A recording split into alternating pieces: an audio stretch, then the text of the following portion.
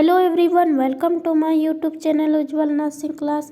आप अगर मेरे चैनल में नए हैं तो प्लीज़ लाइक करें, सब्सक्राइब करें, शेयर करें। आज हम लोग डिस्कस करने जा रहे हैं अबॉर्शन के बारे, जिसको हिंदी में बोलते हैं गर्भपात। जनरली बहुत सारे महिलाओं में जो है ये देखने को मिलता है और जो है बहुत ही समस्या है ये। तो जानते हैं दोस्तों क्या होता है अबॉर्शन। तो यहाँ पे डेफिनेशन देख सकते हैं। अबॉर्शन इज द एक्सपल्शन और extraction from its mother and embryo और फीटस weighing 500 ग्राम और less when it is not capable of independently survival. अर्थात जो है अगर शिशु का जो शिशु अंदर में माँ के गर्भ में पल रहा शिशु का अगर भार जो है 500 ग्राम से कम हो और उसका अगर जो है प्रेरित या स्वतः जो है अगर उसका निष्कासन हो जाता है माँ के गर्भाशय से, तो ऐसी अवस्था को हम अबॉर्शन कहते हैं। और भ्रूण का भार अगर 500 ग्राम या लगभग जो है 22 सप्ताह से पहले अगर जो है इसका जो है प्रेरित तरीके से या स्वतः अगर निष्कासन होता है तो ये गर्भपात कहलाता है।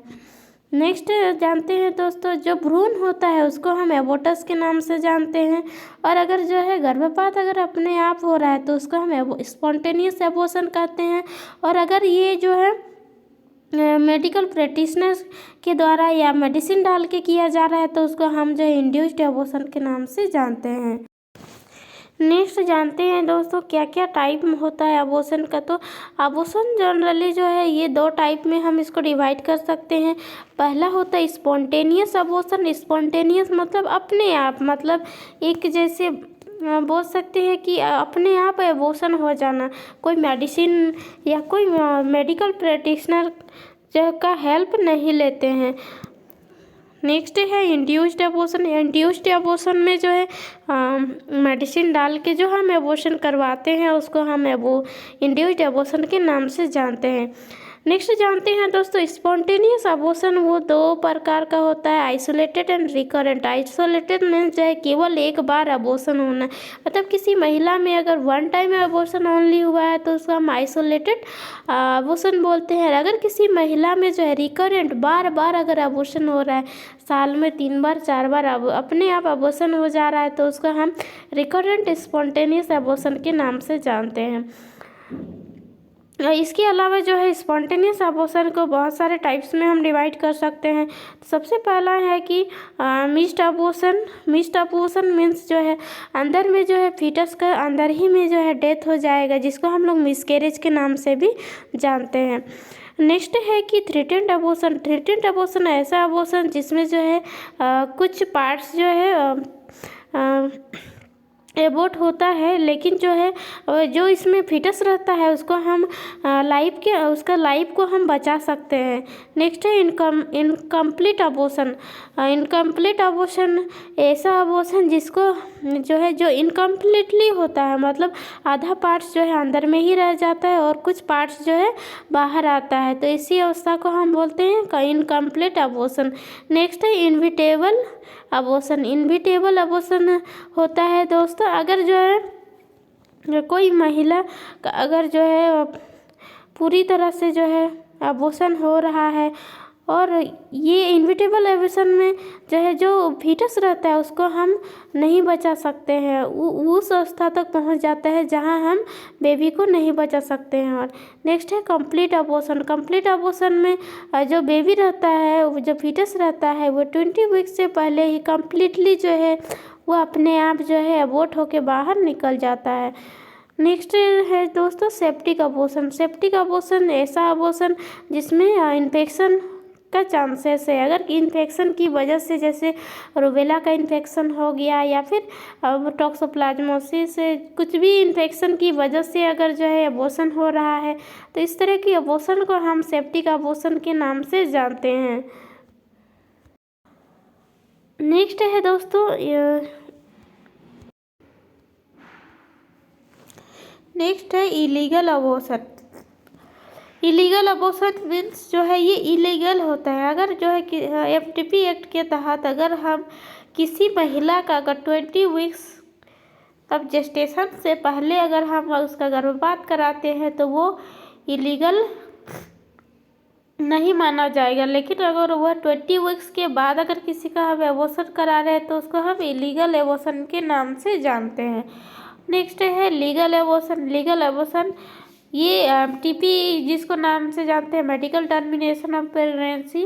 लीगल मीन्स 20 अगर किसी फीटस का जो है जेस्टेशनल एज 20 वीक्स है और उससे पहले अगर हम करा रहे हैं एबॉर्शन तो वो लीगल कहलाएगा। साथ में जो है जो मेडिकल प्रैक्टिशनर रहेगा वो जो है एजुकेटेड होना चाहिए। नेक्स्ट जानते हैं दोस्तों कॉजेस, क्या क्या कारण है, किस किस कारण से जो है एबॉर्शन जो है होता है। तो सबसे पहला कारण है जेनेटिक कारण। जेनेटिक कारण के चलते एबॉर्शन होता है। गुणसूत्रीय विकार जिसे बोल सकते हैं। अगर किसी महिला में ट्राइसोमी, पॉलीप्लोइडी, मोनोसोमी इसके विकार अगर देखने को मिलते हैं किसी बेबी में तो उसको जो है उस फीटस का एबॉर्शन हो सकता है। इस स्थिति में ट्राइसोमी में इस स्थिति में किसी गुणसूत्रीय जोड़े में 2 के स्थान पर 3 गुणसूत्र हो जाते हैं। मतलब जो है अगर किसी क्रोमोसोम में जो अगर किसी को ट्राइसोमी है तो उसका जो 21 नंबर ऑफ क्रोमोसोम है वहाँ पे एक 1 क्रोमोसोम जो है आके जुड़ जाता है, जिसके चलते ऐसा जो है एबॉर्शन होने का खतरा रहता है। नेक्स्ट है पॉलीप्लोइडी। इस स्थिति में गुणसूत्रों की संख्या सामान्य संख्या की कोई गुना हो सकती है। एंड मोनोसोमी है। इस स्थिति में गुणसूत्रों की संख्या सामान्य से कम हो जाती है। नेक्स्ट है गुणसूत्रीय सकारात्मक विकार जैसे कि ट्रांसलोकेशन हो गया, डिलीशन हो गया। नेक्स्ट है दोस्तों अंतःस्रावी विकार जिसको हम एंडोक्राइन डिसऑर्डर के नाम से जानते हैं। एंडोक्राइन डिसऑर्डर जो है अगर किसी महिला में जो है हार्मोन रिलेटेड प्रॉब्लम है, जैसे प्रोजेस्टेरोन हार्मोन जो है अगर महिला में कम स्राव हो रहा है तो उसको जो है एबॉर्शन होने का खतरा हो सकता है। या ल्यूटल फेज डिफेक्ट हो गया है, या थायराइड ग्रंथि के कार्य कम होना। जो किसी महिला में अगर जो है हाइपोथायराइडिज्म का प्रॉब्लम है, मतलब उसका थायराइड ग्रंथि कम काम कर रहा है, वैसी अवस्था में भी उसको एबॉर्शन हो सकता है।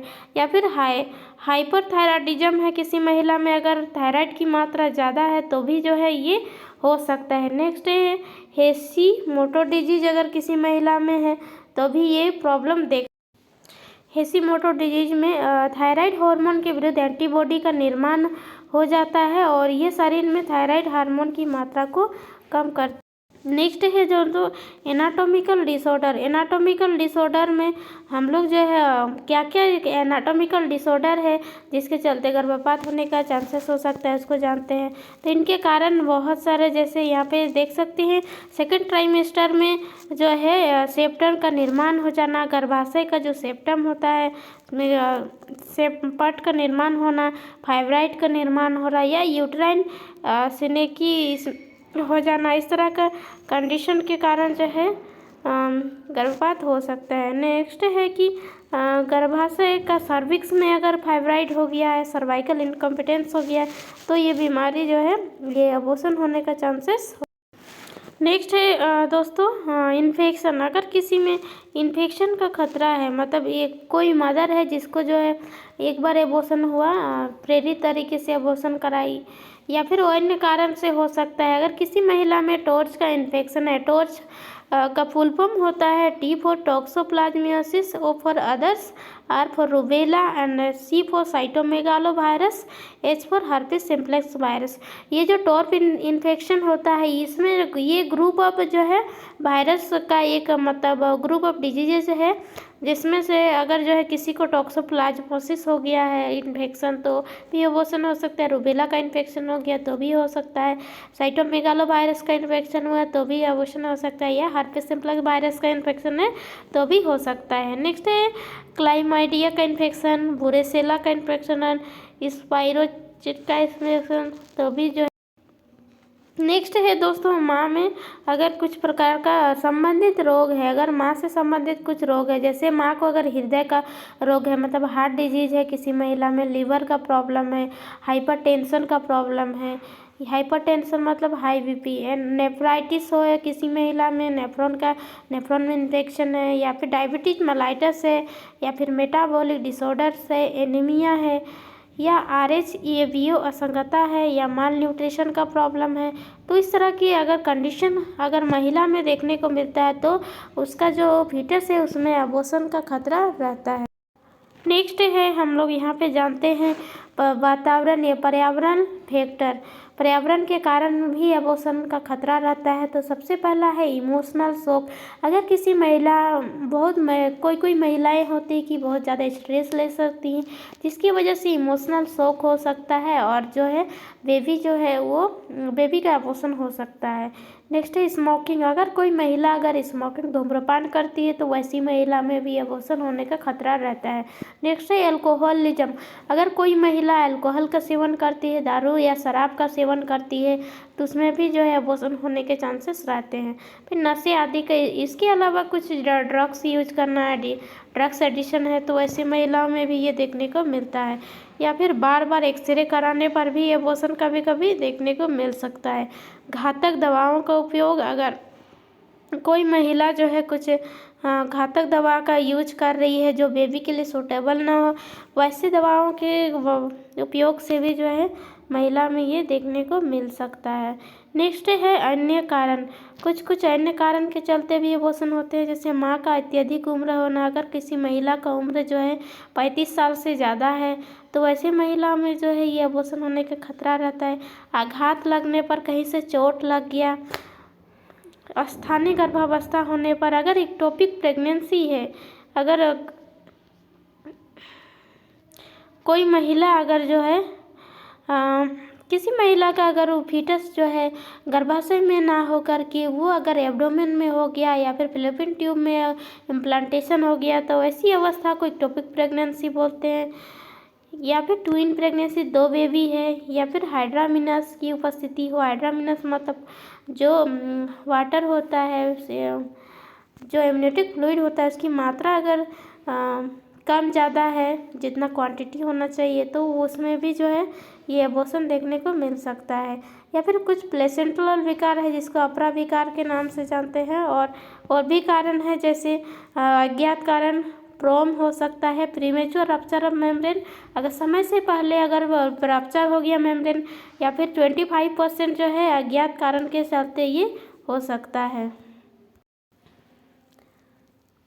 इस वीडियो में हम इतना ही डिस्कस करते हैं। अगले वीडियो में हम डिस्कस करेंगे क्या है अबॉर्शन, स्पॉन्टेनियस अबॉर्शन क्या है, क्या क्या टाइप है उसका, और एक एक टाइप का हम डिटेल से जो है स्टडी करेंगे, और जो है MTP एक्ट क्या है और इलीगल अबॉर्शन क्या है उसके बारे में भी हम लोग डिटेल से जानेंगे।